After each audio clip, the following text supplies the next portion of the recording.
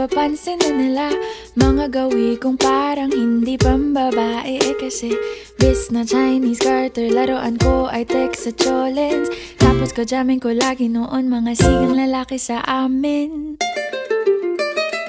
Nung ako'y mag-high school ay napabarkada sa mga bay. Curious na babae na ang hanap din ay babae. Sa halip na makeup kit, bit-bit ko ay gitara. Tapos pormahan ko lagi ay long sleeves na t-shirt at faded na lonta.